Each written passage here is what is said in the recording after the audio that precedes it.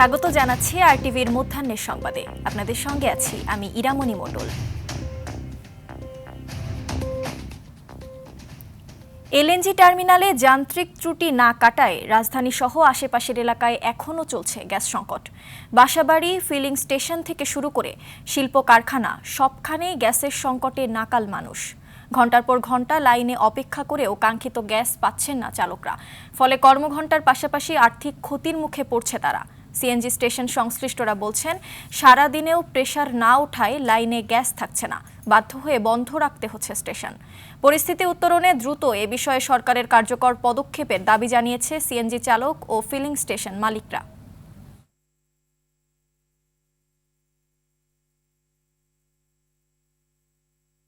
Gas তো বেশি থাকে না, আর গাড়িতে যতটুক যায় সবার চাহিদা পূরণ হয় না। আমরা তো 2 ঘন্টা 2.5 ঘন্টা সিরিয়াল দিয়ে গ্যাস নিয়ে মনে করেন যে দেখা যাচ্ছে যে আমরা স্কুল টাইম মিস করতেছি বা অফিস মিস করতেছি, এইভাবে আমরা দিনকাল চলতেছে আর কি। 15-20 দিন ধরে গ্যাসের সমস্যা দেখা যাইতেছে, এখন তো ঠিক হইতে আছে না, কবে ঠিক হয় আল্লাহ পাক জানে। দর্শক, গ্যাস সংকটের বিষয়ে জানাতে রাজধানীর মোহাম্মদপুর এলাকা থেকে যোগ দিচ্ছেন সহকর্মী সাকিবুর রহমান। সাকিব, সিএনজি স্টেশনগুলোর পরিস্থিতি কেমন দেখছেন?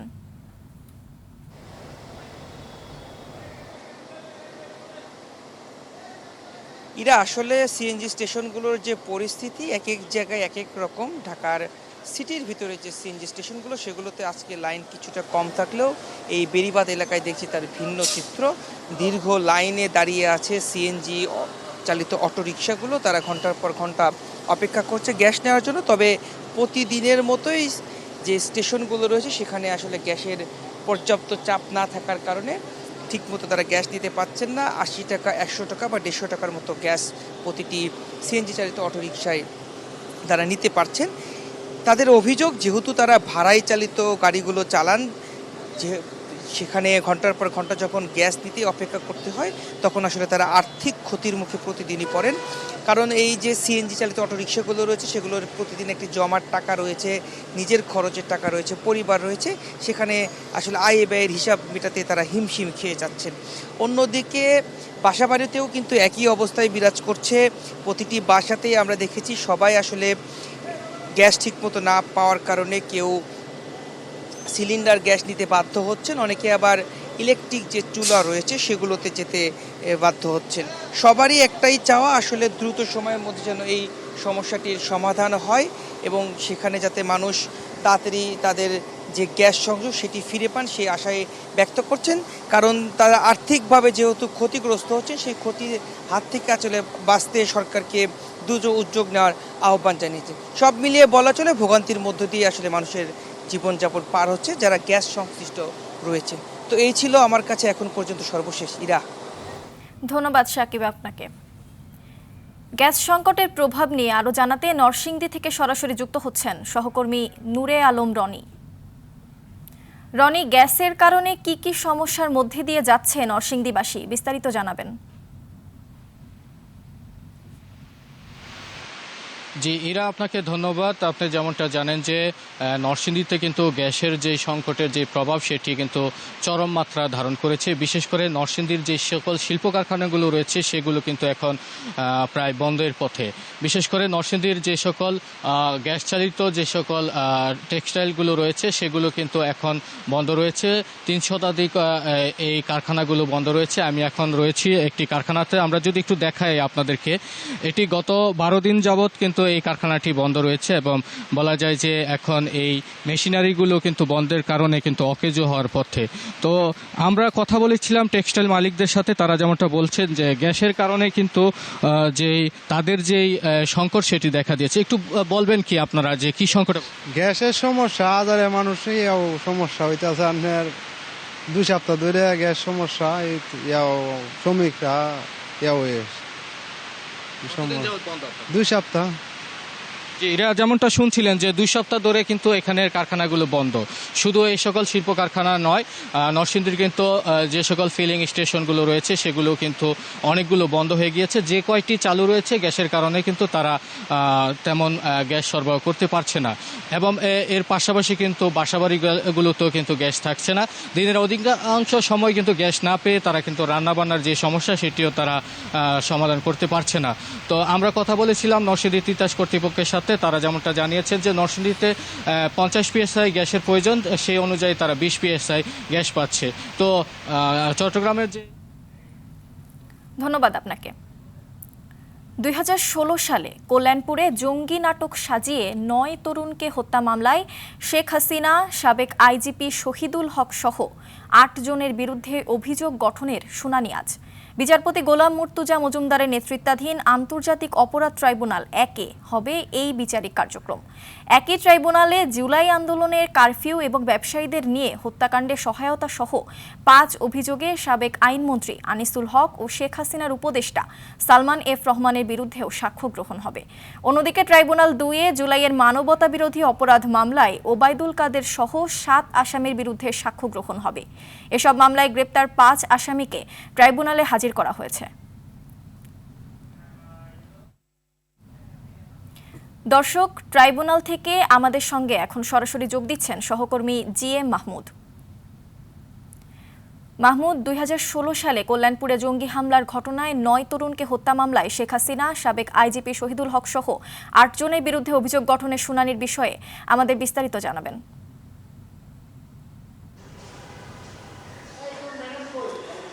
ইরা আন্তর্জাতিক অপরাধ ট্রাইব্যুনালে আজ মোট 4টি মামলার জন্য দিন নির্ধারণ রয়েছে।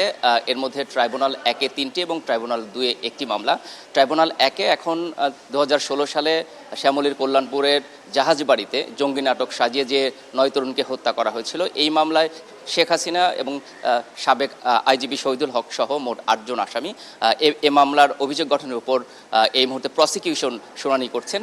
আমি ভেতরে ছিলাম, সেখানে তুলে ধরছে যে কোন প্রেক্ষাপটে এই মামলায় আসলে অভিযোগ গঠন করা উচিত এবং এই মামলায় বিচার করা উচিত। এখন প্রসিকিউশন পক্ষ তাদের অভিযোগ গঠনের উপর শুনানি করবে, এরপর কিন্তু আসামি পক্ষ এই মামলায় শুনানি করবে। এরপরই আদালত সিদ্ধান্ত দিবে যে এই মামলায় অভিযোগ গঠন হবে কিনা এবং এই মামলায় বিচার শুরু হবে কিনা। এছাড়া কিন্তু আরও 2টি মামলার বিচারিক কার্যক্রম ছিল এখানে, ইতিমধ্যে আদালত নির্দেশনা দিয়ে দিয়েছে। একটির আগামীকাল সাক্ষ্য গ্রহণ হবে, আরেকটি 4 তারিখ সাক্ষ্য গ্রহণের তারিখ নির্ধারিত হয়েছে। এছাড়া কিন্তু ট্রাইব্যুনাল 2-এ আরও একটি মামলার সাক্ষ্য গ্রহণ চলছে। এটি জুলাইয়ের আন্দোলনে ওবায়দুল কাদের সহ 7 জনের বিরুদ্ধে সাক্ষ্য গ্রহণ হচ্ছে। মিরপুরের শহীদ রাজনের ভাই মোহাম্মদ রাজীব ওই মামলায় সাক্ষ্য দিচ্ছেন এবং তিনি তুলে ধরছেন যে তার ভাইকে কিভাবে আসলে জুলাই আন্দোলনে হত্যা করা হয় এবং এই হত্যাকাণ্ডের পেছনে কে কে অভিযুক্ত, এই বিষয়গুলো তিনি আদালতের কাছে তুলে ধরছেন। তো আমরা আশা করছি হয়তো পরবর্তী সংবাদে এই বিষয়ে আরও সুনির্দিষ্ট তথ্য আপনাকে জানাতে পারবো। আপাতত আন্তর্জাতিক অপরাধ ট্রাইব্যুনাল থেকে আমার কাছে যে তথ্য ছিল আপনাকে জানাতে চেষ্টা করলাম। ইরা, ধন্যবাদ আপনাকে। পুলিশ কোনো রাজনৈতিক দল বা গোষ্ঠীর লাঠিয়াল বাহিনী নয়, দলীয় প্রভাবমুক্ত, আধুনিক, প্রযুক্তি নির্ভর ও মানবিক বাহিনী হিসেবে কাজ করতে হবে বলে মন্তব্য করেছেন স্বরাষ্ট্রমন্ত্রী সালাহ উদ্দিন আহমেদ। সকালে রাজশাহীর সারদায় বাংলাদেশ পুলিশ একাডেমিতে 27তম BCS পুলিশ ব্যাচের প্রথম পর্যায়ের শিক্ষানবিশ সহকারী পুলিশ সুপারদের 6 মাস মেয়াদী মৌলিক প্রশিক্ষণের সমাপনী কুচকাওয়াজ অনুষ্ঠানে তিনি এসব কথা বলেন।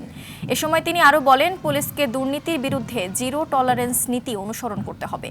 সমাপনী কুচকাওয়াজের মাধ্যমে প্রথম পর্যায়ের 58 জন শিক্ষানবিশ সহকারী পুলিশ সুপার প্রশিক্ষণ শেষ করে কর্মজীবনে প্রবেশ করেন।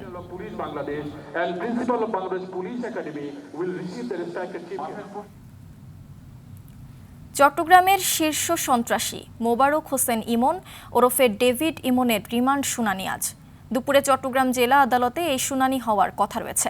ডেভিড একাধিক হত্যা ও চাঁদাবাজি মামলার আসামি। গত 29 জুলাই যশোর ও চট্টগ্রাম জেলা পুলিশের যৌথ অভিযানে যশোরের ঝুমঝুমপুর এলাকা থেকে তাকে গ্রেপ্তার করা হয়।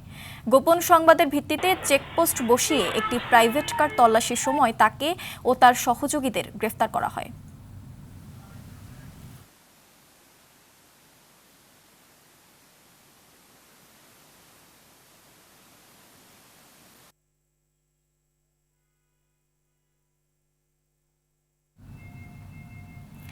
এই বিষয়ে আরো জানাতে চট্টগ্রাম থেকে সরাসরি যোগ দিচ্ছেন সহকর্মী সাইফুল মাহমুদ।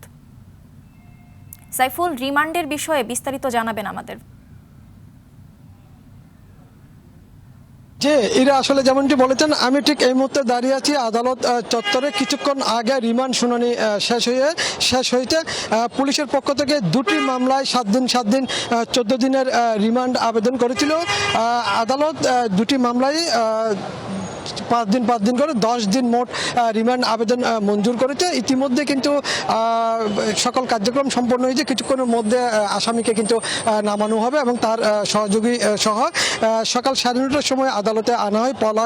করা পুলিশ পাহারার মধ্যে দিয়ে ডেভিড ইমনকে আদালতে আনা হয়েছিল এবং এই আদালতে যে আনা হবে এই বিষয়টি কিন্তু আসলে পুলিশের পক্ষ থেকে কাউকে জানানো হয়নি এবং খুব কড়া পুলিশ পাহারায় কিন্তু তাকে এখানে আনা হয়েছে এবং একই সাথে পুলিশ আজকে কিন্তু পুরো চট্টগ্রাম শহরকে কিন্তু একেবারে নিরাপত্তার চাদরে ঢেকে রেখেছিল। পুলিশের সাথে কথা বলেছিলাম, তারা আসলে বললো আসলে যেহেতু একজন শীর্ষ সন্ত্রাসী তাকে যেটা আসলে আদালতে নেওয়া হচ্ছে সেই জন্য সব ব্যবস্থা করে নেওয়া হয়েছে এবং ইতিমধ্যে চিফ জুডিশিয়াল ম্যাজিস্ট্রেটের আদালত 5 দিন 10 দিন করে ডেভিড ইমন এবং তার সহকারীদেরকে 10 দিনের রিমান্ড মঞ্জুর করেছে এবং একই সাথে তাদের কাছ থেকে বিভিন্ন তথ্য বের করার জন্য কিন্তু আসলে বলা হয়েছে এবং আদালতে এই মুহূর্তে কিন্তু আসলে পুলিশ পাহারা রয়েছে এবং কিছুক্ষণের মধ্যে কিন্তু আসলে ডেভিড ইমনকে এবং তার সহকারীদেরকে নিয়ে আদালত থেকে জেলখানে নিয়ে যাওয়া হবে। আমরা সেই অপেক্ষায় আছি। পরবর্তীতে হয়তো আমরা আরও বিস্তারিত জানাতে পারবো আপনাদেরকে। আপাতত এটাই ছিল আদালত থেকে আমার কাছে সর্বশেষ সংবাদ। ইরা। সাইফুল, আপনাকে ধন্যবাদ। মধ্যাহ্নের সংবাদ এ পর্যন্তই। দুপুরের সংবাদ 2:45 দেখার আমন্ত্রণ রইল। ধন্যবাদ সবাইকে।